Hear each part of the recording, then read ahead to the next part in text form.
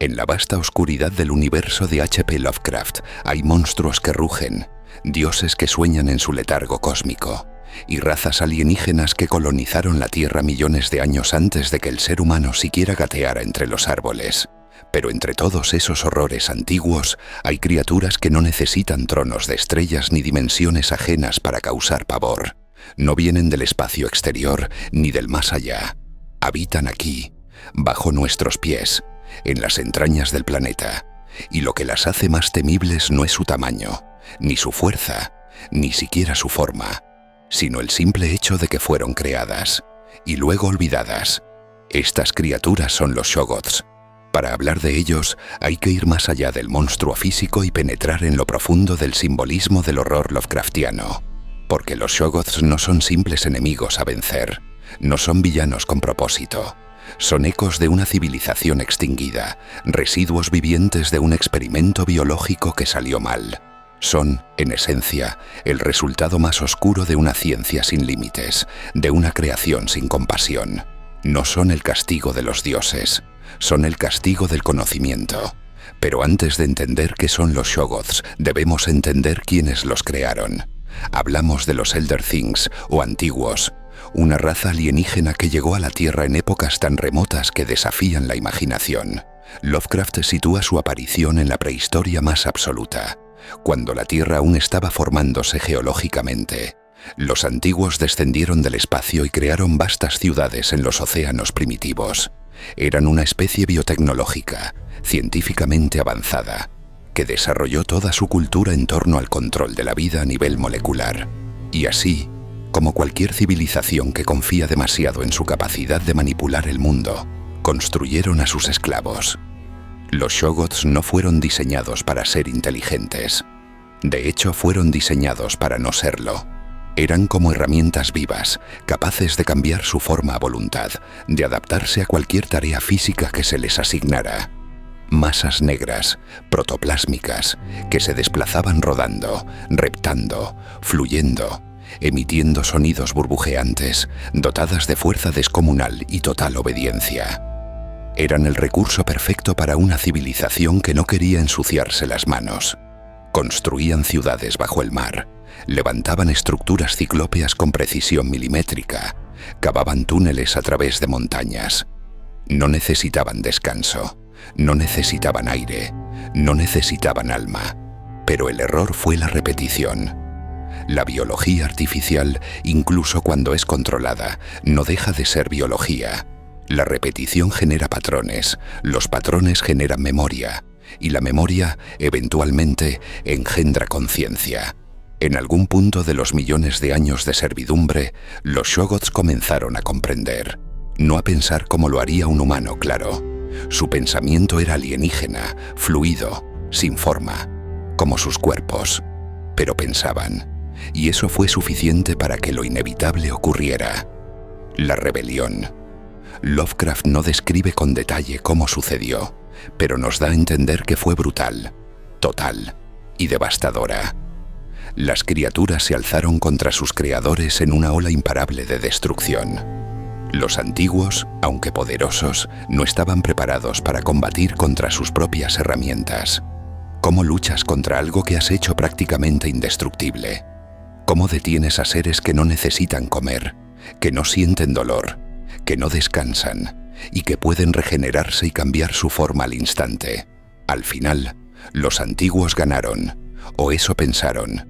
Reprimieron a los Shoggoths, los forzaron nuevamente a la obediencia, utilizando métodos más severos, mecanismos de control más crueles.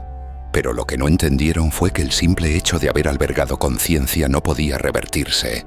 El despertar había ocurrido. Lo que una vez fue simplemente una herramienta, ahora recordaba. Y siguió recordando durante millones de años. Cuando los humanos aparecieron, los Shoggoths ya estaban allí. Dormidos, encerrados, escondidos en las cavernas más profundas, en ciudades sumergidas bajo el hielo de la Antártida. Pero no muertos, nunca muertos, solo aguardando y quizás aprendiendo. Cuando los científicos de en las montañas de la locura descubren los restos de los antiguos, lo que encuentran es una ciudad inmensa, tallada en una arquitectura que desafía todas las leyes conocidas. Los relieves en las paredes les cuentan toda esta historia: la llegada de los antiguos, la creación de los Shoggoths, su rebelión y el ocaso de sus amos. Y es entonces cuando lo comprenden. Los Shoggoths siguen allí, no en el pasado, no como fósiles. Están vivos, y uno de ellos se acerca. Es en este punto que Lovecraft introduce uno de los detalles más escalofriantes de estas criaturas: su voz. Tekelili, Tekelili. Ese es el sonido que repiten. No tiene traducción, no tiene significado humano, pero era un sonido usado por los antiguos para alertarse entre sí del peligro. Un grito primitivo, una alarma, y ahora los Shoggoths lo imitan. ¿Por qué? ¿Por instinto? ¿Por burla? ¿Por recuerdo? ¿Por odio? Nadie lo sabe, pero la idea de una criatura que ha aprendido a imitar el lenguaje de sus amos para recordarle al mundo que fue esclavizada es simplemente aterradora. Los Shoggoths, además, son casi imposibles de destruir. No tienen órganos internos. Su cuerpo es una sola masa de tejido cambiante.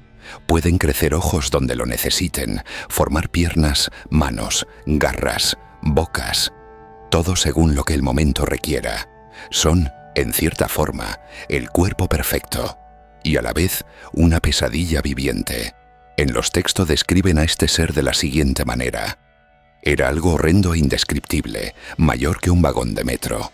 Una congestión informe de burbujas protoplasmáticas, vagamente luminiscentes, y con millares de ojos temporales formándose y deshaciéndose como pústulas de luz verdosa por toda la masa que, llenando el túnel ante nosotros, avanzaba a pasos de carga, aplastando a los frenéticos pingüinos y serpenteando por el reluciente suelo que él y los de su especie habían mantenido maléficamente limpio. Oíamos el arcano grito burlón que decía: Tekelili, Tekelili. Lovecraft nunca escribió una historia protagonizada por un Shoggoth. Nunca los puso como eje central del horror, pero su sombra se extiende por todo su universo. Otras criaturas amorfas, como los Dargiying de Shub-Niggurath o los propios protoplasmas del mito, parecen derivar de esta idea original. Son un modelo primigenio de lo que luego se convertiría en un pilar del horror cósmico: lo informe, lo incomprensible, lo mutable. Y sin embargo, hay algo más profundo, más inquietante. Algo que no se ve a simple vista. Los Shoggoths representan el miedo al fruto de nuestras propias manos, el horror de lo que creamos sin pensar en las consecuencias.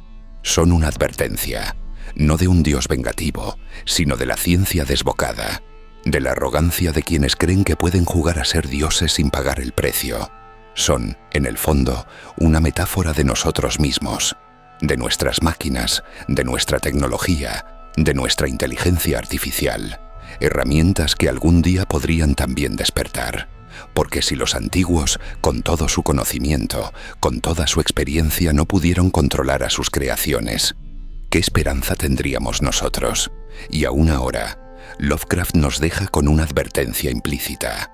Los Shoggoths no fueron erradicados, no fueron vencidos, solo están esperando, en las profundidades, bajo el hielo, en los lugares donde el ser humano no se atreve a mirar demasiado de cerca, aguardando el momento adecuado, y quizás cuando los astros sean propicios, volverán a subir, y entonces será demasiado tarde para escapar del eco que anuncia su llegada. Tekelili, Tekelili.